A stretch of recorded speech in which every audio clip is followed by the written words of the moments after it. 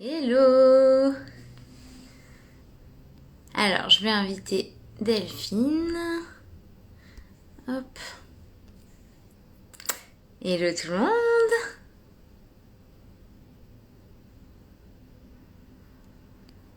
Alors, j'invite Delphine. Hop. Tac.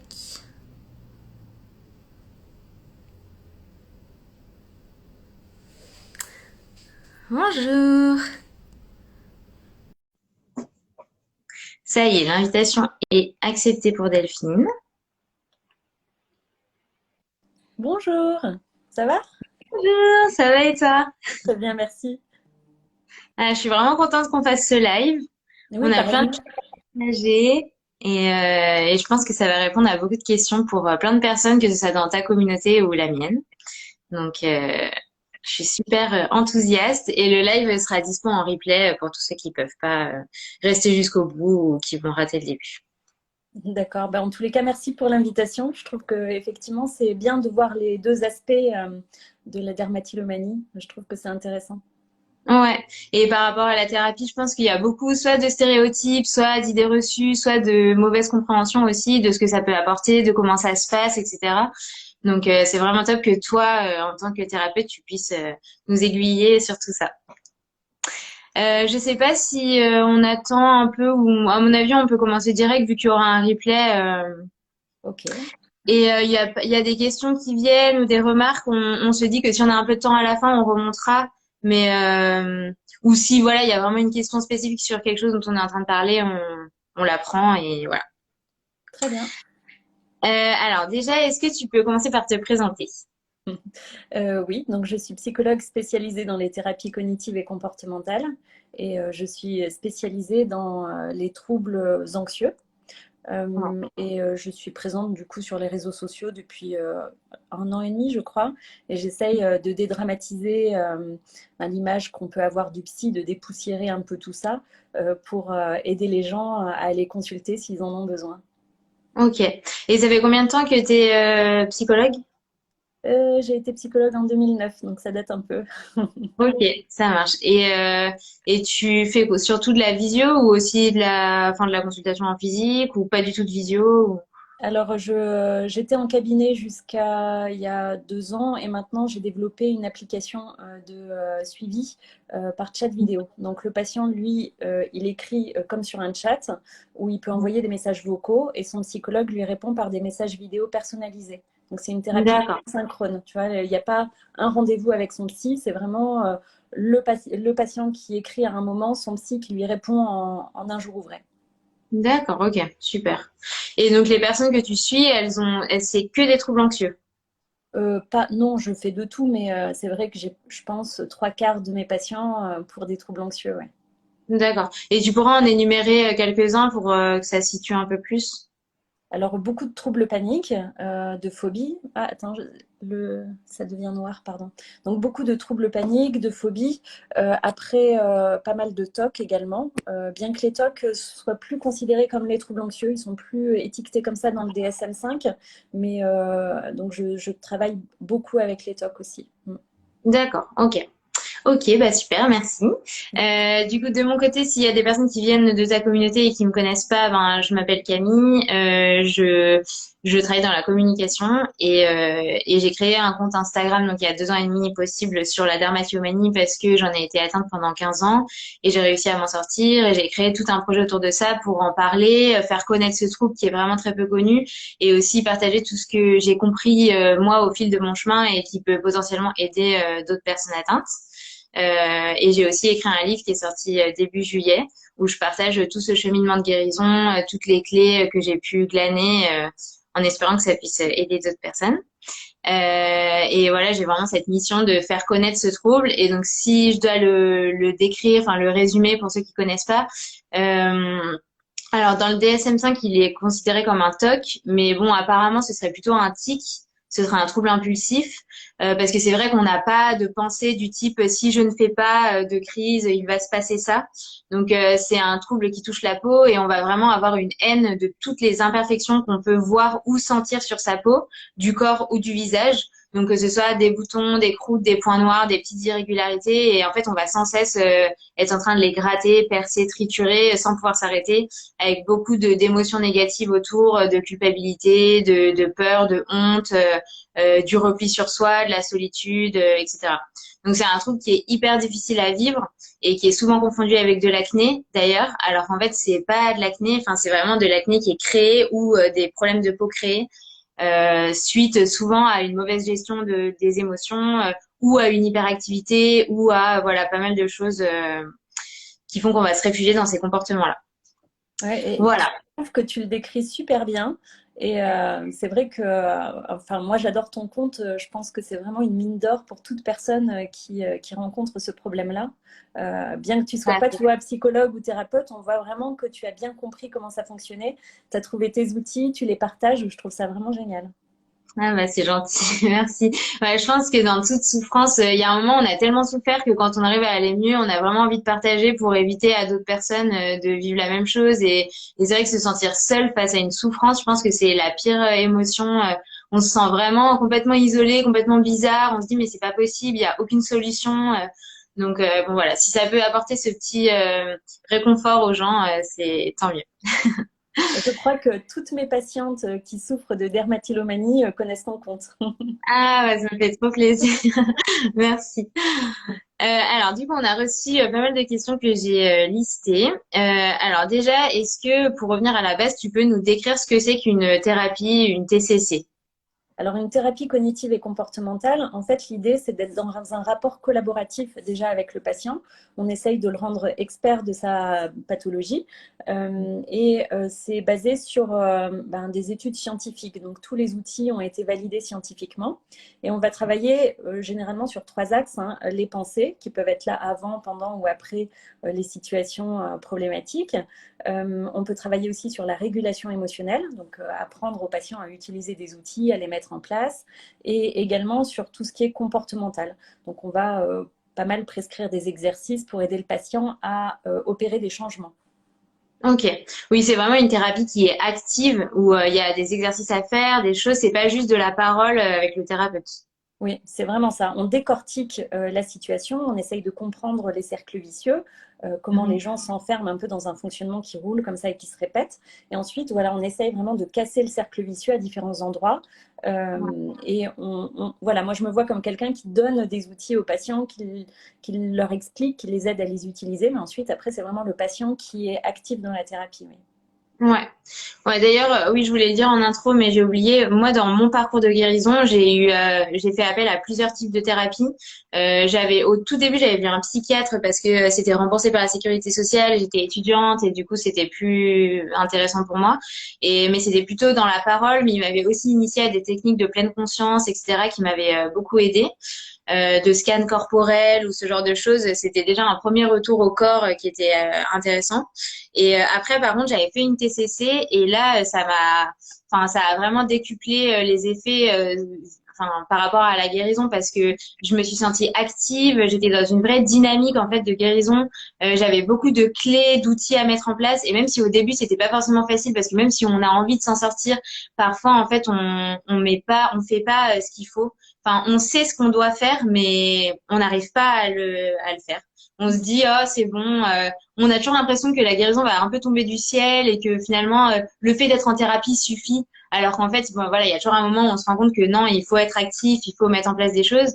Et quand j'ai commencé à le faire, enfin, j'ai vraiment vu des gros effets. Ça m'a énormément aidé, même pour mieux comprendre la dermatillomanie, pour mieux me comprendre moi, etc. Et après, j'ai fait une dernière thérapie qui était plutôt une psychothérapie d'inspiration analyse, où là, c'était que de la parole, mais ça m'a vraiment aidé à comprendre certains schémas chez moi qui étaient dysfonctionnels, certaines blessures que j'avais pu avoir avant qui n'avaient pas été résolues, le rapport au regard des autres, à la perfection, etc. Et je trouve que finalement, le combo de ces choses-là, c'est ça qui m'a aidé le plus, couplé avec de l'hypnose, avec voilà d'autres approches. Et je pense que c'est à chacun aussi de trouver les thérapies et les thérapeutes qui lui correspondent le mieux. Mais c'est vrai que pour la dermatillomanie, en tout cas dans mon cas, la TCC, ça a vraiment été efficace, quoi. Ouais, mais c'est intéressant ce que tu dis, c'est vraiment une question de sensibilité. Pour moi, il n'y a pas de thérapie qui est meilleure qu'une autre, mais je Mhm. crois qu'il faut que ça nous parle à nous. Et c'est pour ça qu'il faut être un peu au courant de ce que c'est.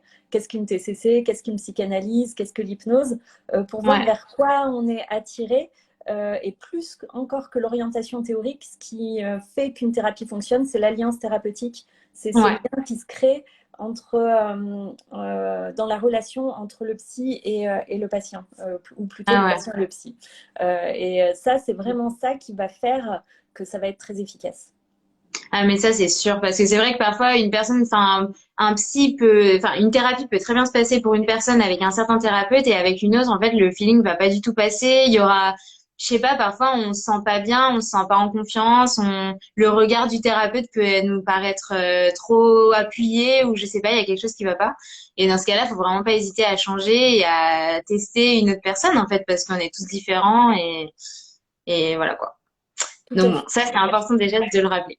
Oui, oui. Donc, euh, toi, par rapport aux patients que tu as pu suivre en dermatillomanie, est-ce que tu as des choses à notifier? Est-ce que tu as remarqué qu'il y avait toujours une certaine, je sais pas, un certain type de personnalité? Est-ce que tu as certains exercices ou conseils qui fonctionnaient mieux que d'autres? Qu'est-ce que tu pourrais nous dire là-dessus? Alors, chaque personne est différente, donc les outils qui vont fonctionner pour quelqu'un, ça va pas forcément fonctionner pour tout le monde. Mais Mhm, déjà, ce qu'on remarque, c'est que c'est quelque chose qui arrive plutôt aux femmes, aux jeunes femmes, mhm. qui sont très perfectionnistes et en manque de confiance en elles. C'est souvent quand même ce qu'on retrouve comme, je dirais, similitude entre les patientes. Et que c'est un suivi qui est assez long quand même. Voilà, même si on fait des TCC qui sont étiquetés comme thérapie assez brève, Bref. pour la dermatillomanie, il faut quand même prendre son temps. C'est bien une dizaine, une quinzaine de séances parce que c'est très difficile, voilà, de tout décortiquer, de tout désamorcer. Après, voilà, je pense que la thérapie, il y a plusieurs étapes qui reviennent régulièrement, voilà, avec tous les patients. C'est déjà la prise de conscience parce que des fois, il y a certains grattages qui sont triturages qui sont conscients, mais d'autres qui sont inconscients. Donc ça, c'est vraiment une première étape, je dirais, de bien prendre conscience de quand on est en train de se triturer, aussi réussir à identifier quelles sont les situations dans lesquelles ça apparaît. Ça peut être la fatigue, ça peut être la concentration, ça peut être l'ennui, ça peut être la gestion des émotions, ça peut être tellement de choses. Il y a aussi certains grattages qui sont conditionnés. Je passe devant le miroir, hop, je regarde et je gratte. Donc, de bien décortiquer et prendre conscience. Après, il y a vraiment la phase de traitement et aussi le fait de travailler sur l'estime de soi, la confiance en soi, l'affirmation de soi. C'est vraiment voilà, ce qui revient dans, je crois, toutes les prises en charge. Ouais, ouais, ouais. Sachant qu'en plus, il y a des formes de dermatillomanie très différentes. Enfin, par exemple, dans mon cas, c'était que sur le visage et c'était que, du coup, en contact avec un miroir. Alors qu'il y a certaines personnes où c'est vraiment que sur le corps et sans miroir, enfin, juste en passant la main, en sentant des petites choses. Et j'ai l'impression que pour certaines personnes, c'est quand même vraiment très lié à l'hyperactivité. C'est vraiment un moyen de s'occuper les mains, en fait, au même titre que se ronger les ongles ou s'arracher des cheveux ou quoi. Donc voilà, enfin, il y aura des axes différents selon chaque personne et la manière dont la dermatillomanie s'exprime chez elle. Mais il n'empêche que ça reste un exutoire à quelque chose à l'intérieur qui n'arrive pas à sortir autrement, quoi. Ça, c'est sûr que c'est un point commun entre nous tous, quoi. Alors ensuite, on avait une question. Donc, quel est le rythme idéal pour un suivi TCC ou en thérapie? Alors en présentiel, l'idéal c'est tous les 15 jours au départ. Et puis une fois que le patient a beaucoup d'outils, qu'il commence à bien réussir à les utiliser par lui-même, on peut espacer une fois toutes les 3 semaines ou une fois par mois. Mais vraiment sur les premières séances, les 5 premières séances, c'est bien de les espacer de 15 jours. Mm. D'accord. Et une fois par semaine, tu trouves que c'est trop ou pas forcément, ou ça dépend? Alors moi, honnêtement, je trouve que c'est trop parce que, comme on le disait, on donne des outils, mais aussi des exercices à faire entre les séances. Et je trouve qu'une fois par semaine, c'est vraiment trop présent dans le quotidien. Des fois, le patient, il n'a pas forcément besoin, le temps de mettre en pratique. Je trouve ça peut-être un petit peu trop. Mais tu vois, avec l'application, on a une forme de suivi qui est très différente puisque il y a 4 ou 5 échanges par semaine avec le patient. Mais en fait, c'est comme si la thérapie était découpée en tout petits bouts et on est plus dans le quotidien des patients. Donc, D'accord. c'est très différent. Je pense que c'est aussi en fonction des besoins des gens. Ouais, c'est sûr. Oui, parce qu'il y a aussi certaines personnes, parfois, c'est tellement dur déjà d'engager un processus de thérapie que quand elles ont réussi à faire le pas, limite, elles ont besoin de se mettre à fond dedans. Enfin, moi, j'avais une amie qui voyait son psy 2 fois par semaine et en fait, enfin, elle en avait besoin, quoi. C'était son encre dans la semaine pour lui montrer qu'elle avançait, voilà. Mais c'est vrai que pour d'autres, ça peut être hyper anxiogène aussi quand c'est trop fréquent et puis c'est quand même un coût aussi. Donc oui, une fois toutes les 2 semaines, ça reste un rythme bien, quoi. Moi, je trouve que c'est le rythme idéal, mais tu vois, ça me fait penser à un autre point commun entre les patientes qui souffrent de dermatillomanie, c'est la perfection. Tu vois, souvent, c'est un peu ça, tout ou rien. Et même Ouais. dans la thérapie. Et ce que tu décris, c'est souvent le cas. C'est-à-dire, je me mets à fond dans la thérapie et je veux voilà, que ça avance très, très vite. Ouais, ça c'est vrai. Et c'est vrai que c'est hyper important de le souligner parce que, par exemple, moi, au début de ma TCC, je me rappelle que j'essayais vraiment de faire la bonne élève pour la thérapeute, en fait. Et je le faisais pas pour moi. Je faisais pas les exercices pour aller mieux. Je faisais pour que, voilà, j'accomplisse encore une fois mon devoir de perfection, que la psy se dise, ah, elle est super, elle est assidue, elle est tout ça. Alors en fait, on s'en fiche de ce que le psy pense de nous, quoi. Si on le fait, c'est parce qu'on veut aller mieux pour nous et ça, je pense que c'est hyper important de le rappeler parce qu'il y en a beaucoup qui restent dans ce schéma et c'est une barrière aussi dans le fait d'aller mieux, quoi, parce qu'on le fait pas pour soi. Oui, complètement. Et puis, il peut y avoir un effet un peu aussi, dès la première difficulté, ben, ça retombe dans le rien et j'arrête tout. Et c'est voilà, c'est le risque en fait. Donc, d'avoir une séance par semaine ou une séance tous les 15 jours, ça permet quand même de montrer le rythme, qu'on va y aller progressivement et qu'on va prendre son temps. Ouais, c'est sûr. Parce que même moi, je me rappelle qu'il y a plein de fois où moi, je faisais ma TCC une fois par semaine. Je l'ai beaucoup décrite dans le livre, donc ceux qui l'ont, qui en sont là ou pas encore, ils le verront. Mais en fait, il y a plein de fois où je faisais pas les exercices et du coup, dans la salle d'attente, je réfléchissais vite fait à un truc en me disant genre, par exemple, ma psy m'avait demandé de lister toutes les activités qui me faisaient plaisir ou les moments de détente dans ma semaine. Et je l'avais pas fait, je m'étais dit ah c'est bon, ça sert à rien et tout ça. Et donc j'avais réfléchi dans la salle d'attente à un truc vite fait, alors que finalement au fil du chemin, je m'étais rendu compte que cette question elle était cruciale et c'était hyper important que je me pose dessus et que j'y réfléchisse et que je l'intègre dans mon quotidien, quoi. Et c'est un truc qui m'a vachement aidé. Mais bon voilà, peut-être qu'une fois par semaine c'est un peu trop pour certaines personnes.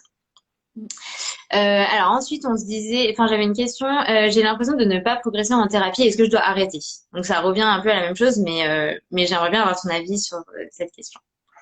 Avant d'arrêter, il faut surtout en parler avec le psy, je crois.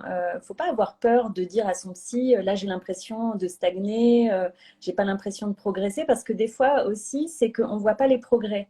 Moi, c'est aussi pour ça que j'aime bien prendre ce qu'on appelle une ligne de base ou un questionnaire selon les problématiques pour voir l'évolution. Donc là, dans la dermatillomanie, ça peut être le nombre de crises par jour ou par semaine, tu vois, de Mhm. vraiment essayer d'avoir un rapport. Du coup, une fois qu'on a listé un peu les situations, le nombre de fois que ça arrive, on voit l'évolution au fur et à mesure de la thérapie. Et ça Ouais, peut permettre de se dire, ah oui, j'ai l'impression que ça n'avance pas, mais en fait, si, ça avance. ouais. Ah mais ça c'est sûr, c'est hyper important. Et je pense qu'aussi les personnes parfois qui disent ça, c'est que elles attendent trop la guérison de la part du thérapeute. Et c'est vraiment important de comprendre qu'en fait personne ne peut nous sauver à part nous-mêmes en fait, que ce soit un psy, un hypnotiseur ou un dermato ou quoi que ce soit. En fait, on est les seuls à pouvoir mettre en place des choses, changer notre façon de penser, changer nos habitudes. Et parfois on est déçu en se disant ah mais en fait c'est bon, ça fait 6 mois que je suis en thérapie mais ça me fait rien. Mais en fait, on a du mal à prendre conscience que finalement, s'il y a rien qui se passe, c'est parce qu'on n'a rien fait. En fait, on n'a rien changé. On s'est juste contenté d'aller en séance, d'écouter, de voilà. Mais on s'est pas assez engagé dans le processus. Enfin, je sais que moi, ça a été tout à fait ça. Enfin, quand j'ai vu le psychiatre, c'était ça, et au début de ma TCC, c'était ça. Jusqu'à ce que finalement, je sais pas, il y a un moment, on se dise, ok, bon bah maintenant, stop quoi. Si je veux vraiment que ça change, il faut que je change quelque chose. Mm. Donc, Oui, c'est vrai. Mais il faut aussi rappeler que la progression, elle ne se fait pas comme ça, hein. C'est plutôt bling, comme oui, ça. Je pense que c'est aussi voilà, d'avoir des attentes réalistes et rationnelles par rapport à la thérapie. Et puis, il y a aussi ouais. quelque chose en thérapie qui se passe, c'est que des fois, tu abordes un concept avec ton psy, tu le comprends, mais il ne s'intègre pas. Et c'est un peu comme Mm. des pièces d'un puzzle. plusieurs éléments qui sont là. Et puis, à un moment, clac, il y a le lien qui se fait et là, tu progresses d'un coup. Donc, je pense Complètement. que qu'il y ait des plateaux ou même des régressions, ça fait partie un peu du jeu, c'est normal. Mais il ne faut pas hésiter à en parler avec son psy. Et si on se sent mal à l'aise avec lui, voilà, comme on disait, si on a l'impression qu'il ne comprend pas ou qu'il n'est pas adapté, en tous les cas, à cette problématique-là, il ne faut pas hésiter à en changer. Mhm. Ouais, ça c'est sûr. Ouais, complètement. Alors, ensuite, comment se déroule concrètement le travail avec le thérapeute? Qu'est-ce que tu pourrais nous dire sur ça pour les personnes qui n'ont jamais consulté, qui savent pas trop à quoi s'attendre, ou ça leur fait peur, ou voilà. Alors, la première séance, c'est vraiment une rencontre. Ça va servir à faire ce qu'on appelle l'analyse fonctionnelle. Donc, on la commence sur la première séance, ça va être vraiment décortiquer tout ce qui se passe.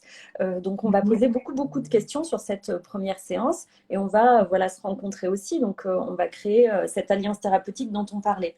Et Ouais. ça, il faut bien des fois trois séances pour avoir vraiment toutes les informations qu'il faut pour ensuite pouvoir créer un plan d'attaque qui va être efficace et pertinent. Donc les premières séances, c'est vraiment ça. Et ensuite, une fois qu'on est dans la thérapie, eh bien, on va beaucoup se servir des exercices qu'on donne aux patients. Donc, ça peut être, comme tu l'as signalé, des exercices d'auto-observation. Donc, quand est-ce que les crises arrivent? Dans quelles circonstances? Je vais essayer de comprendre. Est-ce qu'il y a des pensées? Est-ce qu'il n'y en a pas? Quelles sont mes émotions? Donc, on va avoir comme ça un travail un peu d'auto-observation pour oui, pour bien comprendre tout ce qui se passe. Et Ouais. à chaque fois que le patient revient en ayant fait ces exercices, eh ben, on va rebondir dessus parce qu'à chaque fois, ça permet de progresser et d'aller sur d'autres axes en fait. Ok, super, très clair. Et est-ce que à chaque fois la personne doit, euh, enfin, comment dire, témoigner de quelque chose qu'elle a fait ou qu'elle a mis en place? Est-ce qu'elle a à chaque fois des sortes de devoirs à faire ou pas toujours ou... Alors si moi je donne des devoirs à chaque séance, enfin des tâches à chaque séance, à chaque fois, donc ça peut être des tâches d'auto-observation, mais ça peut être aussi ben, des petites techniques. Dans la prise de conscience, par exemple, du grattage, pour quelqu'un qui n'en a pas conscience, je peux lui demander de, Mhm, mettre de tester plusieurs techniques, de mettre des bracelets pour voir, tu sais, si tu mets des bracelets et qu'après tu grattes, ça fait du bruit, hop, tu prends conscience que tu étais en train de te gratter, ou de mettre du mhm, vernis à ongles. Donc, je peux proposer comme ça un petit tips en disant essayez ça et faites-moi un retour. Ça peut ouais. être aussi l'observation des pensées. Donc, à chaque fois que vous vivez une émotion un petit peu compliquée, une émotion désagréable, notez-moi quelle a été la pensée et je donne un tableau à me remplir pour la fois d'après où ils doivent me ramener trois pensées. Mhm, Ça peut être aussi tester, je sais pas, un outil de régulation émotionnelle tel que la cohérence cardiaque. Donc, à chaque fois, vraiment, ils ressortent avec minimum un exercice à faire et on rebondit quand même beaucoup sur ça à la fois d'après. Donc même si le patient l'a pas fait, ben, on trouve toujours de quoi travailler, mais c'est quand même voilà, une thérapie qui est basée sur du travail interséance. mhm. Ok. Alors après, il y a une question qui revient souvent, c'est sur les causes de d'apparition du trouble.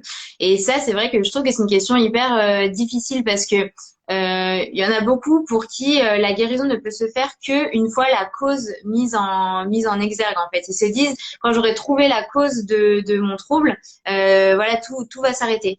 Toi, qu'est-ce que tu penses de ce mot de cause? Est-ce que un TOC ou un trouble anxieux ou la dermatomanie plus précisément, ça vient toujours d'une blessure plus profonde, psychologique, d'une vraie cause identifiée, ou est-ce que pas forcément? Et quel intérêt de vraiment se focaliser sur cette cause? Alors, moi, je pense pas qu'il y ait toujours une cause. Ça peut arriver, mais je pense pas forcément. Si on regarde, par exemple, du côté du TOC, si on se dit que c'est un peu quand même similaire au TOC, le TOC, les dernières recherches, les dernières hypothèses, bon, déjà, c'est que c'est multifactoriel, hein, mais c'est en lien avec une suractivité du préfrontal. Tu vois, Mhm. c'est-à-dire que sur les IRM de personnes toquées, on voit que le préfrontal est en hyperactivité.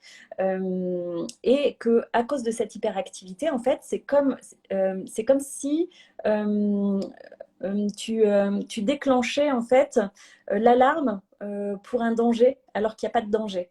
Et Mhm. comme le cerveau est comme ça, cette partie-là est en hyperactivité, elle a besoin de se vidanger. Un peu comme quand tu es pleine d'énergie, tu as besoin de faire un jogging pour te relâcher.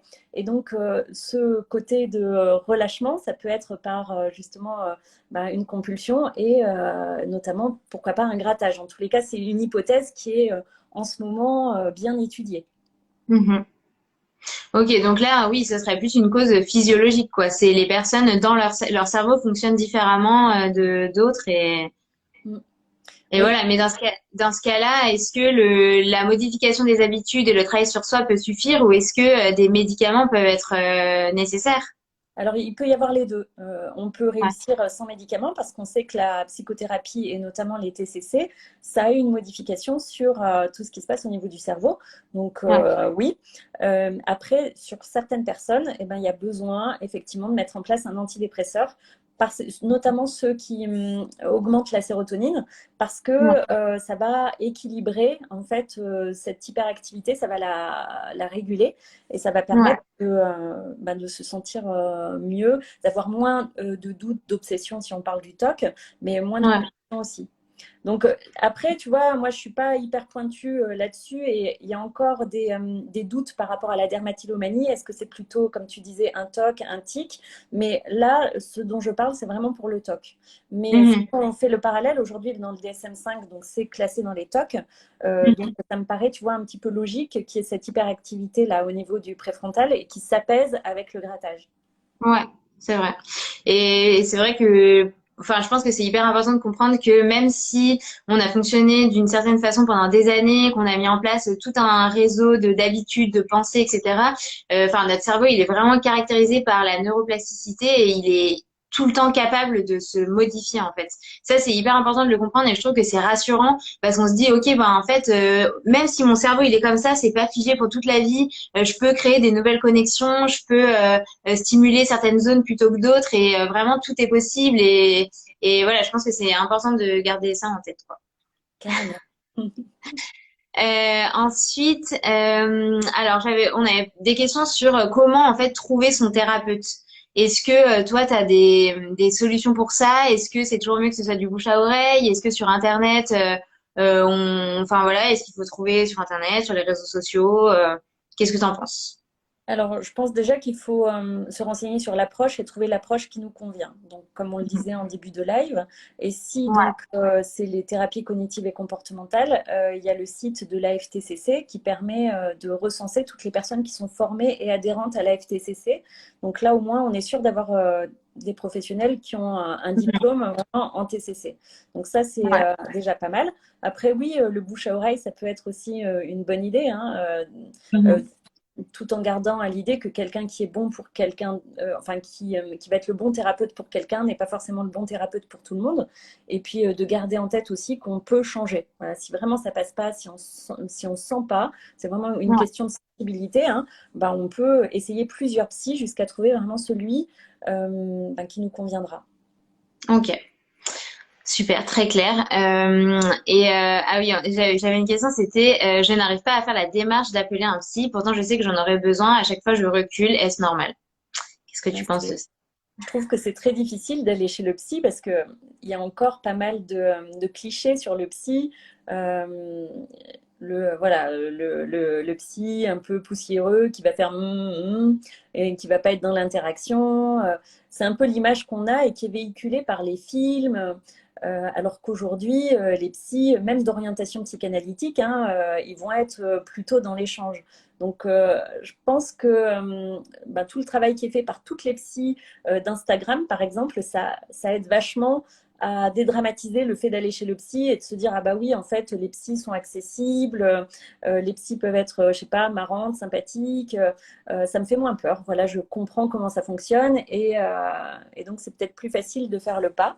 Mais si c'est Ouais. compliqué, pas hésiter à passer en visio, c'est des fois un peu plus facile. Euh, je pense voilà à distance ça peut faciliter le passage difficile d'aller chez. Ouais. Ouais, c'est vrai que la vision, on n'y pense pas forcément, mais je trouve que c'est quand même une super option. Après, il y en a certains qui aiment pas du tout, mais moi, je sais que toute la fin de ma dernière thérapie, je l'avais fait en visio et en fait, enfin, j'avais fait par téléphone, donc en fait, on n'avait même pas d'image. et je me sentais beaucoup plus à l'aise parce que il y avait pas le regard du thérapeute sur moi. Je me sentais hyper libre. Je parlais à la psy en marchant dehors. Enfin, j'allais me balader et c'est vrai que ouais, j'avais vraiment senti une différence et je me sentais bien. Et je trouve qu'en plus, ça permet de faire une thérapie avec un psy qui n'est pas dans notre ville ou que quelqu'un nous a conseillé qui est ailleurs en France. Et ça, en fait, on n'y pense pas forcément, mais c'est hyper important. Donc voilà, je pense qu'il faut pas hésiter. Puis parfois, oui, ça peut permettre d'accéder aussi à des thérapeutes qui sont moins chers si on peut pas se permettre un thérapeute dans notre ville ou autre.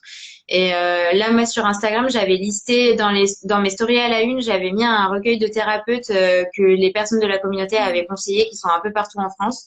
Donc pour les personnes qui nous suivent et qui veulent aller voir, il y a plusieurs types de psy, il y a de l'hypnose, il y a du magnétisme, il y a un peu de tout, donc qu'elles n'hésitent pas à aller voir. Et j'ai aussi créé un groupe WhatsApp et un groupe sur Discord, où il y a vraiment pas mal de personnes, il y a une vraie bienveillance et un vrai groupe de soutien. Et donc faut pas hésiter à les rejoindre et à demander aussi à des personnes si elles ont un thérapeute pour qui ça se passe bien ou qu'elles peuvent recommander, qui soit dans leur ville, soit ailleurs. Je pense que ça, c'est important. C'est vrai que parfois, rien que d'échanger avec une personne qui fait la même thérapie, on peut en savoir plus sur comment l'autre fonctionne et voilà, tester. Après, comme on a dit, il faut voir si ça nous correspond, mais c'est une option, quoi. Moi, je trouve ça génial, tout ce que tu as créé. C'est vraiment précieux pour les gens qui souffrent de Mm. dérmatomanie, hein. C'est chouette. Bah merci, non, ça me fait. Enfin ouais, je pense vraiment j'aurais tellement aimé avoir ça à l'époque et rien que en fait savoir que ça a un nom, que ça existe et que d'autres personnes sont atteintes, c'est tellement fort dans le processus de guérison parce qu'on n'est plus tout seul dans son coin et voilà, je suis contente de voir que ça aide aujourd'hui quoi. Alors ensuite, on avait une question. Est-ce que il est nécessaire de remplacer le TOC par autre chose? Et si oui, quelles seraient les activités à privilégier? Donc que ce soit oui pour les TOC ou pour la dermatillomanie. Et ben, je dirais que oui, parce qu'il faut, enfin il faut. Je pense qu'en tous les cas, il est mieux d'apprendre à mieux réguler ses émotions. Donc oui, Ouais. on peut, tu vois, le remplacer par plein d'outils de régulation émotionnelle, que ce soit des outils de respiration ou même voilà d'aller faire du sport. Donc si on voit remplacer par mieux réguler ses émotions, oui. Ouais, ouais, je suis assez d'accord. Bah, je le décris aussi dans le livre, c'est que à un moment, je m'étais, avant de commencer ma thérapie TCC, je m'étais fait une liste de toutes les choses que je voulais tester pour essayer d'aller mieux. Et justement, je m'étais dit ça, je m'étais dit, bah tiens, dès que je vais avoir une crise ou envie de faire quelque chose, ben je vais faire ça, ça, ça. Donc j'avais listé plein de trucs. Je vais chanter, je vais aller balader, prendre une douche, etc. Et en fait, je m'étais rendu compte que ça marchait pas parce que une fois que le cerveau est dans le mode, il a envie de faire une crise, en fait, c'est comme si c'était déjà trop tard. En fait, on a envie d'accomplir cette action-là. On n'a pas envie d'accomplir autre chose. Ça nous apporte pas le même degré de satisfaction. C'est pas les mêmes schémas dans la tête, etc. Et c'est vrai que pour moi, en tout cas, ce qui était le plus efficace, c'est vraiment de travailler sur l'amont. Donc, de mieux comprendre quand est-ce que les crises pouvaient arriver, les moments les plus à risque et vraiment travailler sur ça, mais avant que la compulsion ait commencé, en fait. Oui, je Une suis fois que la compulsion est commencée, je suis dominée par ces instincts-là et c'est vraiment hyper difficile, même s'il y a quand même des astuces, même s'il y a quand même des petites choses à mettre en place sur le coup quand on est déjà dedans. Mais en fait, ce qui fonctionnera le mieux, c'est sur l'amont. Et c'est ce que tu dis, c'est travailler à s'observer, enfin, réguler ses émotions d'une autre manière pour pas que la solution de dernier recours, ce soit la crise quand vraiment on bouillonne intérieurement. Enfin voilà. Et surtout que parfois, en fait, on n'a même pas identifié qu'on bouillonnait intérieurement parce qu'on n'est pas assez connecté à soi. Et c'est au moment de la crise où on se dit, ah oui, en fait, c'est vrai qu'il y avait ça qui me perturbait depuis ce matin, mais je l'avais pas identifié. Enfin voilà. Oui, oui, tout à fait. Travailler sur la prévention, c'est mieux que sur vraiment sur le moment. Ça, c'est vraiment important. Et si on voit ça comme un tic, tu vois, les tics, il y a deux grandes méthodes pour les traiter. Soit on est dans le fait de remplacer par un comportement alternatif. Donc, si par exemple, Mhm. c'est pas le tic est sur le visage, tu vois, on va demander au patient de faire un autre geste de décharge, Mhm. mais ailleurs, par exemple sur la main ou sur le pied, qui va être plus spécialement admis et on va petit à Ouais. petit glisser comme ça. Ça, c'est pas mal quand on peut pas faire autrement, mais je préfère l'autre approche où on va essayer de décaler. On va essayer de Ouais. décaler. Donc, quand on ressent qu'on a envie, on va attendre 1 minute, puis ensuite on va attendre 2 minutes, puis ensuite on va attendre 3 minutes, jusqu'à ce qu'au bout d'un moment, ben, on arrive à vraiment espacer le moment où on a envie et le moment où on fait la crise, ou alors le moment où justement on ne fait pas la crise. Ouais, ah, ça je suis trop d'accord. C'est un super exercice qui m'a beaucoup aidé aussi, surtout que en fait ça fait pas peur comme exercice parce qu'on se dit pas je vais m'empêcher de toucher ma peau. On se dit pas ça parce que ça en fait c'est ça fonctionne pas parce qu'en fait on se met la pression, enfin on a une sorte de d'interdiction comme ça qui est pas agréable à gérer. Alors que si on se dit non tu vas pouvoir toucher ta peau ou faire ce que tu veux mais juste dans 2 minutes, 3 minutes.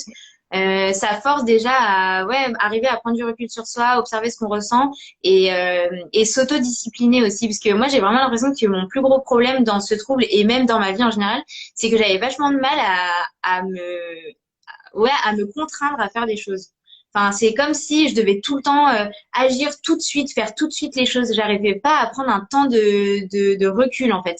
Même pour, par exemple, si j'avais une tâche super importante à faire, mais qu'il y avait un truc qui arrivait, même si c'était pas urgent, je me disais ah non, faut absolument que je le fasse ou voilà, même je sais pas, mettre mon téléphone en mode avion juste pour être efficace pendant le travail. Je me disais non non, il faut que je réponde à tout le temps. Et ça, en fait, ben j'ai enfin en tout cas dans mon cas j'ai quand même réussi à faire un lien aussi avec la dharma parce que je trouve que c'est un peu la même chose, c'est un peu une urgence à agir tout de suite à faire quelque chose et pas arriver juste à décaler son comportement, à prendre un peu de recul, à s'observer, à se dire ok c'est bon tu pourras le faire après. Je pense que quand on arrive aussi à le faire dans sa vie bah ça ressurgit sur le trouble et de manière positive quoi, c'est un cercle vertueux. Ouais, complètement, ouais, exactement. Bon, cool si t'es d'accord. Ensuite, on avait une question plus spécifique sur la derma, c'était est-ce que, alors la personne disait qu'elle avait fait de la dermatomanie pendant longtemps sur sa peau, mais qu'aujourd'hui elle regardait des vidéos de nettoyage de peau. Effectivement, j'ai eu beaucoup de témoignages sur ça, des personnes qui regardent, je crois que c'est les vidéos de Docteur Poplar ou je sais plus ce que c'est, mais c'est des vidéos où en fait les gens percent des boutons. Et la personne demandait si c'était de la dermatomanie. Donc bon, moi je suis pas thérapeute, tu me diras ce que t'en penses, mais de mon point de vue, je pense que à partir du moment où c'est pas une souffrance dans la vie de la personne, qu'elle se fait pas de mal autant physiquement que mentalement, c'est ok. Par contre, si elle sent qu'elle peut pas s'empêcher de regarder ses vidéos, que limite elle est obligée de le faire tous les jours, que ça prend énormément d'ampleur dans sa vie, qu'elle y passe des heures et elle peut pas s'en empêcher, je pense que ça peut être assimilé à une forme de trouble, dermatillomanie ou pas, je sais pas. Mais voilà. Bah, oui, je suis assez d'accord avec toi. Si peu importe ce qu'on vit, si c'est pas une souffrance pour la personne, c'est pas un problème, quoi. Après, je sais pas si ça s'apparente aux vidéos qu'on voit sur TikTok, tu sais, de perçage de boutons, ou c'est vraiment un soin comme en institut, c'est ça? Ah non, non, bah, j'ai pas vu les vidéos sur TikTok, mais je pense que ça doit être ça. C'est vraiment où on voit, ouais, des boutons qui se percent. C'est un docteur qui fait des vidéos sur ça et du coup, lui, c'est des vraies opérations où c'est des gros kystes, etc. Voilà. Ben, oui, j'ai vu effectivement qu'il y a pas mal de vidéos comme ça qui circulent et que ça plaît beaucoup. Je pense que c'est un peu des vidéos un peu satisfaisantes, tu vois, un peu comme Oui, l'ASMR ou des choses comme ça. C'est-à-dire, il y a un truc qui est pas parfait, ça soulage. Moi, j'ai l'impression que c'est ouais, plus ça. Mais comme je te dis, je suis pas experte vraiment de ce genre de vidéos, mais ouais. je crois que c'est pas forcément en lien avec la dermatilo, mais toi, tu as remarqué qu'il y avait beaucoup de personnes qui souffraient de dermatillomanie qui en regardaient, c'est ça? Non, j'ai eu plusieurs témoignages de personnes qui adorent en regarder. Alors après, je sais pas si elles font aussi de la derma sur leur corps ou pas, ou si elles en ont fait avant et qu'elles ont remplacé ce comportement par le visionnage de vidéos. Peut-être que c'est plutôt ça. Et du coup, ben, si ça les soulage de la même manière sans se faire du mal, pourquoi pas. Enfin, Oui, oui, pourquoi pas. Il y avait même passé un moment, tu sais, des fausses peaux avec des boutons que tu pouvais percer. oui, ouais. Et ça, moi, j'avais une patiente qui adorait ça. Ah C'est un ouais, peu un anti-stress, tu vois. Un peu comme ouais, le ouais. post-it aujourd'hui, finalement, c'est un peu comme le papier C'est bulle. ça. Voilà, pourquoi pas. Effectivement, enfin, je crois pas que ce soit très gênant tant que ça Oui. ne prend pas des proportions trop importantes dans la vie. Oui, comme tu dis, si on le regarde 5 minutes par-ci, par-là, ça va. Si on commence à regarder ça 3 heures dans sa journée, c'est peut-être un peu plus Oui, problématique. voilà.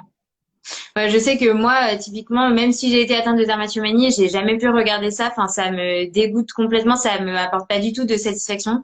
Donc, je pense qu'on est complètement différents sur ça. Et voilà. Après, il faut pas en avoir honte si les personnes le font et que ça leur fait plaisir. Enfin, c'est ok, quoi. On est tous différents.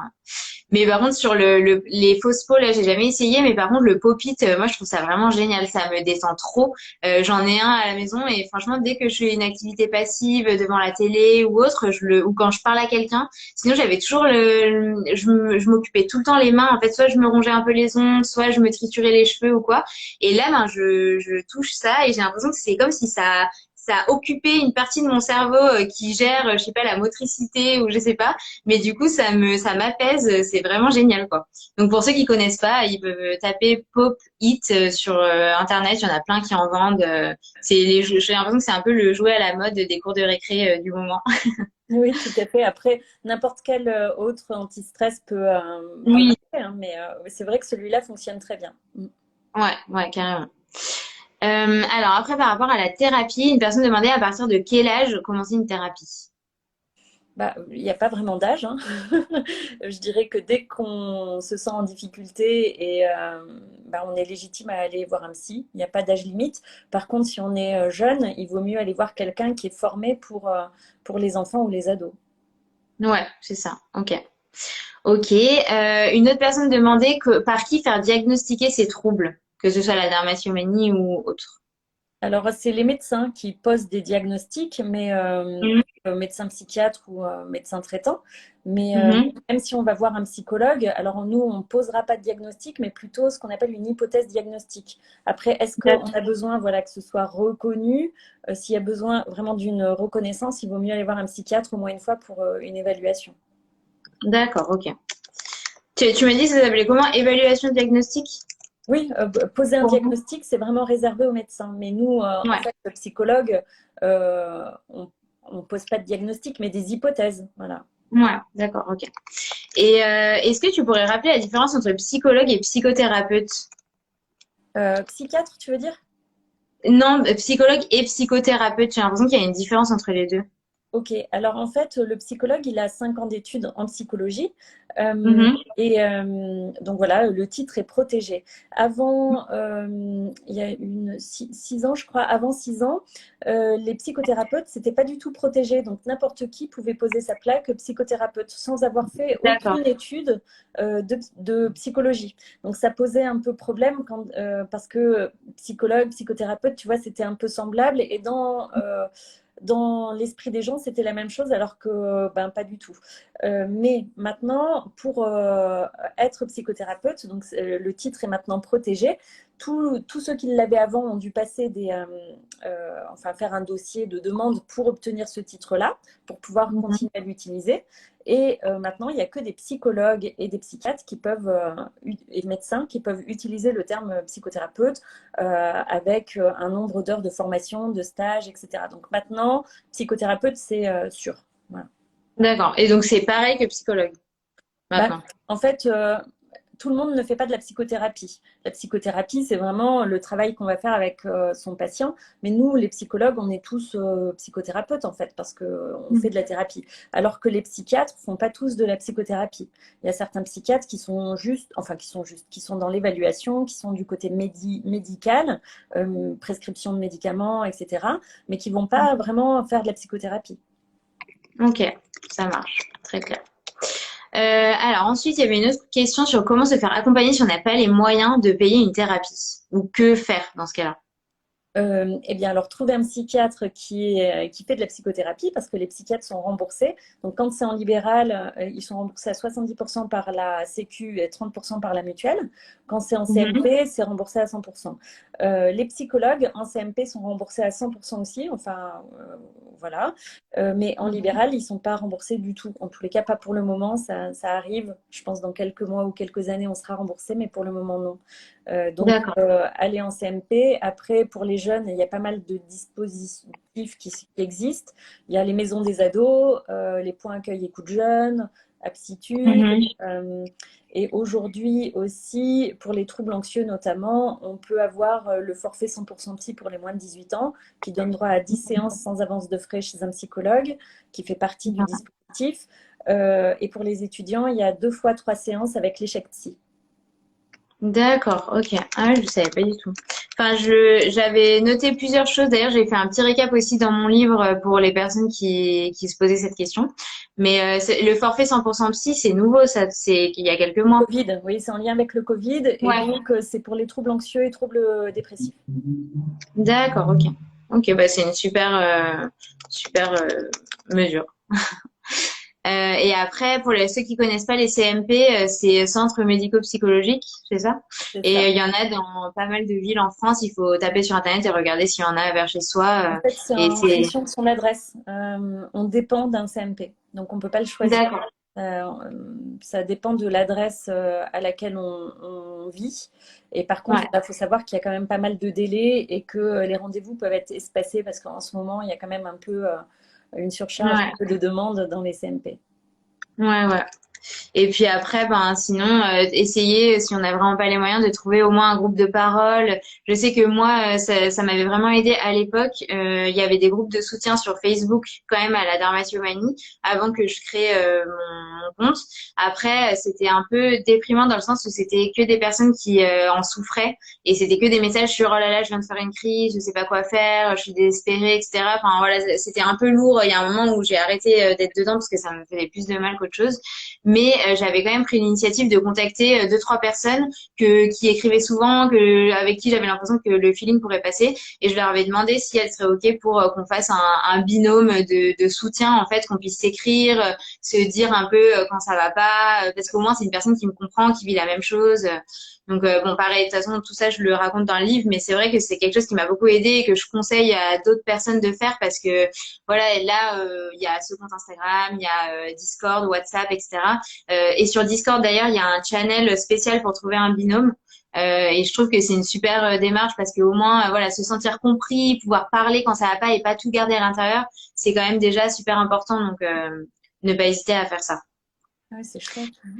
Et puis après, il y a pas mal de conseils aussi qu'on peut retrouver sur Instagram, sur Internet, avec des exercices de TCC à mettre en pratique, ou il y a même des livres, il y a la TCC pour les nuls, il y a des petites choses qu'on peut acheter, même d'occasion, qui seront pas très chères, où il y a au moins des exercices à mettre en place.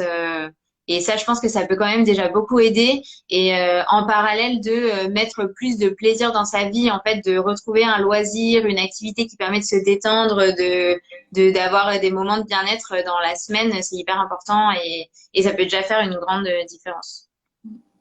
Tout à fait. Ouais. Ensuite, et je crois qu'on n'avait plus beaucoup de d'autres questions. Je regarde dans ma...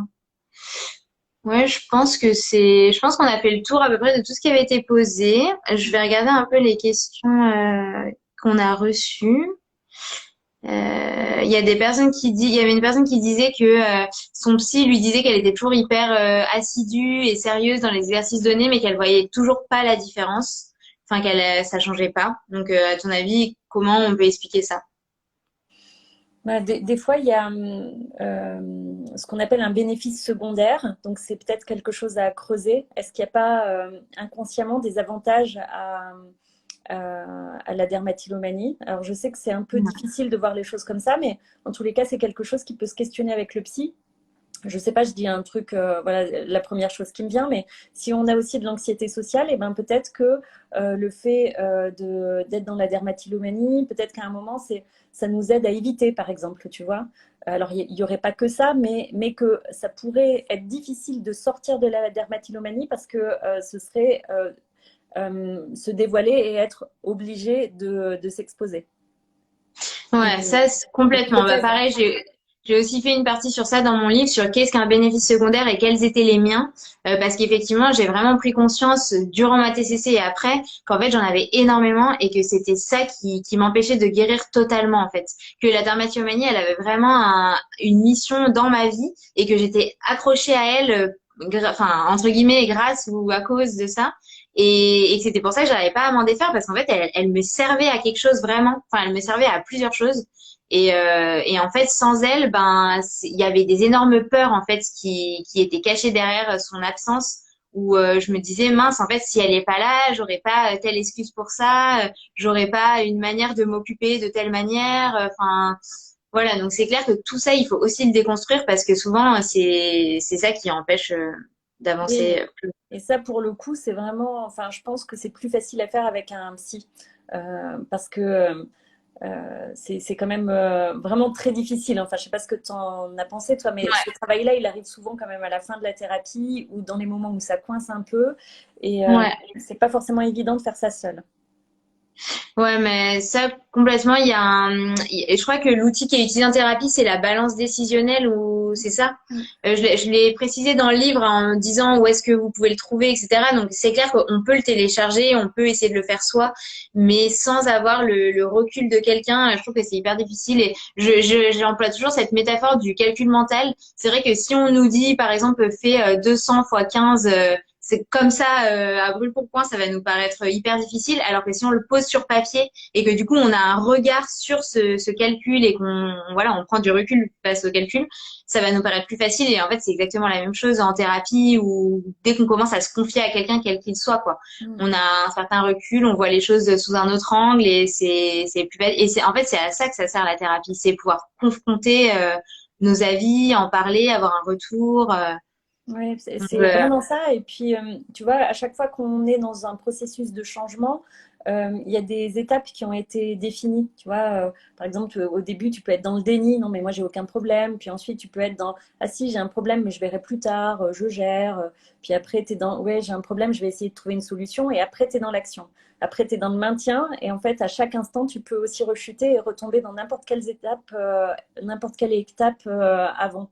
Et c'est les techniques que tu vas utiliser sont différentes selon l'étape où tu en es. Donc, je pense que des fois, d'être avec un psy qui peut identifier et t'aider à identifier où est-ce que tu en es et d'utiliser les bons outils, c'est ça qui va te permettre de passer d'une étape à une autre, en fait. Ouais, complètement. Et puis surtout, lui, il va avoir un peu ce recul de, en fait, il va réussir à identifier certaines peurs qui nous empêchent de mettre en pratique certaines choses. Il va voir que, par exemple, ça fait 4 fois qu'il nous parle de quelque chose et qu'à chaque fois, on contourne un peu le truc et on essaye de mettre en place un autre chose. Et lui, il va nous dire, non, non, mais en fait, ça, ce serait bien d'essayer. Enfin, je sais que moi, j'avais mon tout premier psychiatre, il m'avait demandé d'essayer de sortir sans maquillage, par exemple, un dimanche pour acheter le pain ou quoi, pour essayer juste de me confronter au regard des autres et en fait prendre conscience que tout le monde s'en fiche complètement de ma peau, de comment elle est, de s'il y a une tache ou quoi que ce soit. Mais je sais que ça, c'est quelque chose, mais j'ai mis tellement longtemps à le faire parce que j'arrivais pas. En fait, j'avais tellement de peur, tellement de choses. Et il a fallu vraiment y aller par étapes dans différentes situations. Et finalement, quand je l'ai fait, ben, j'ai pris conscience de ce qu'il voulait dire, qu'en fait, dans la rue ou autre, tout le monde est concentré sur son propre chemin, sur ses propres pensées. Ça me fait un peu penser aux Sims. En fait, c'est comme si tout le monde avait un truc au-dessus de la tête avec son propre dialogue, tous ces trucs dans la tête.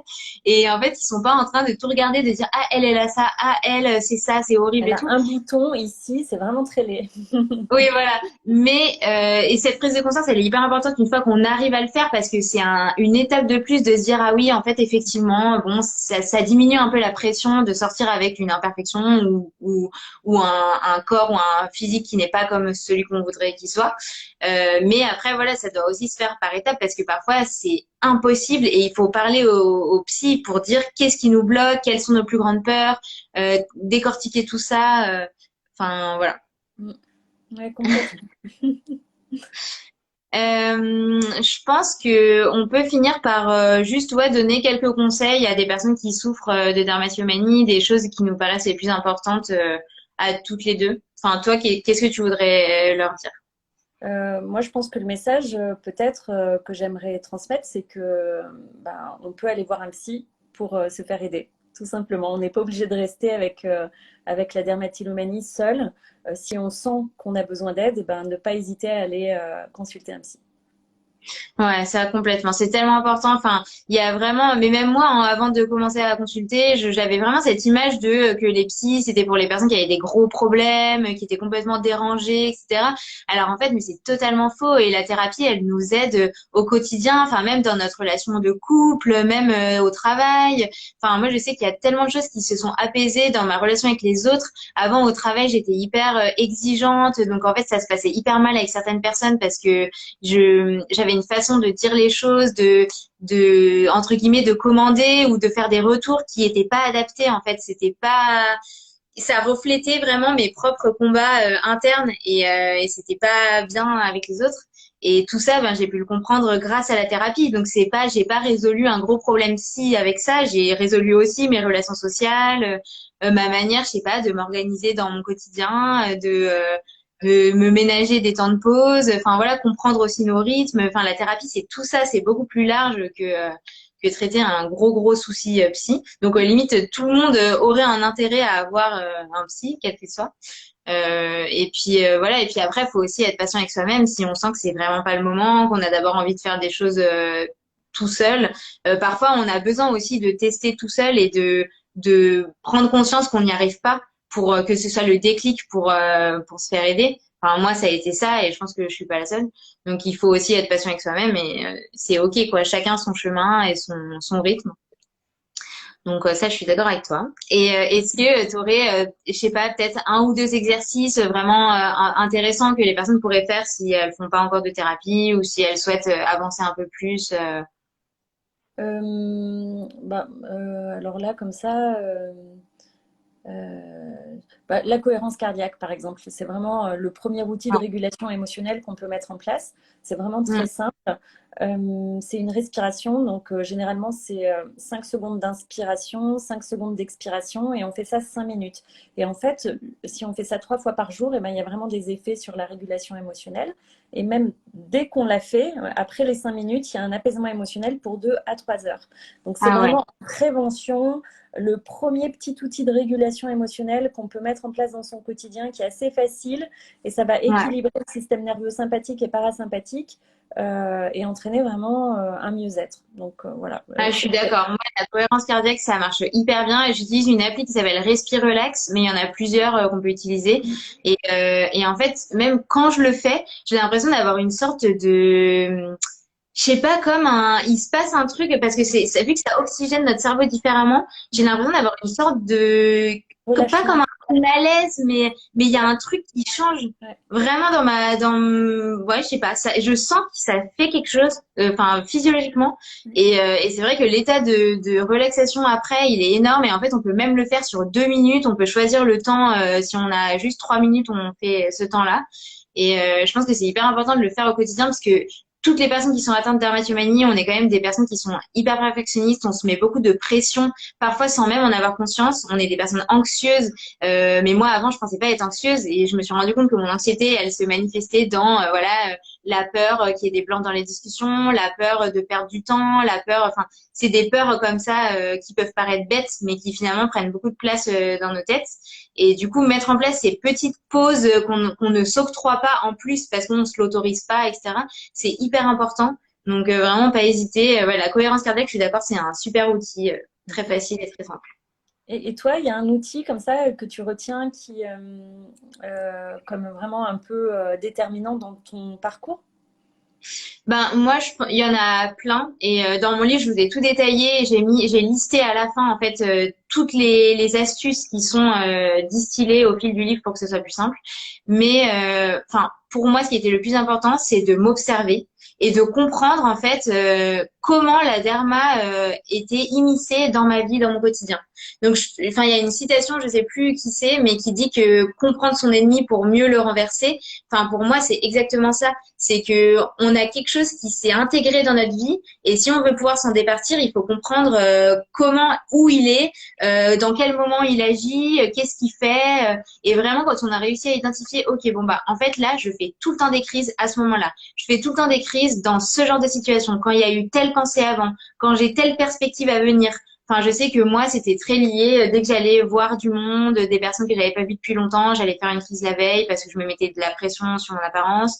Dès que j'avais une journée hyper stressante, c'était mon moyen de décompression. Dès que j'étais vraiment épuisée, dans les périodes juste avant mes règles. Enfin voilà, il y avait vraiment comme ça des moments types. Et même pour les personnes parfois qui me disent mais moi j'ai pas de moment type, c'est tout au long de la journée, etc. En fait, il y a forcément un moment, peut-être que chez vous, du coup, c'est lié à l'ennui, peut-être que c'est lié à des activités passives, que c'est quand vous révisez, quand vous êtes devant la télé ou quoi. Et dans ce cas-là, il y a toujours des situations, il y a mettre des gants, utiliser des petits objets à triturer au lieu de triturer sa propre peau, mettre une crème un peu grasse sur ses mains, couvrir ses jambes avec un legging ou un collant. Enfin, il y a toujours des choses à faire. Et je trouve que ça, en fait, c'est le meilleur conseil. Enfin, pour moi, c'est la première étape. C'est vraiment déjà d'observer. On peut se munir d'un petit carnet et noter tout ça, marquer OK, crise, qu'est-ce qui s'est passé avant, après. Et déjà, ça permettra de poser le cadre de futurs changements à venir, quoi. Ouais, super. Ouais. Bon, si tu valides, je suis contente. Je valide carrément, ouais. Super. Bon, il y a plusieurs personnes qui nous ont demandé si ce serait en visio, donc enfin en replay. Donc oui, vous pourrez le retrouver. Je pense que vu que c'est moi qui ai lancé le live, ce sera sur mon compte. Après, je pense que toi, tu peux enfin, tu peux exporter la vidéo, mais enfin, tu verras. Donc voilà, je vous mettrai le replay juste après. Et en tout cas, bah, j'espère qu'on a répondu aux questions du plus grand nombre et que ça aide un maximum de personnes. En tout cas, c'était un plaisir de faire ce live avec toi. Bah, pareillement, je te remercie de l'invitation. Bon, bah super. Et puis après, bah, n'hésitez pas à nous suivre sur nos différents réseaux, à nous poser vos éventuelles questions si vous en avez, et faites-vous aider si vous en ressentez le besoin. Bonne journée. Bonne journée, à Au revoir. bientôt. Au revoir.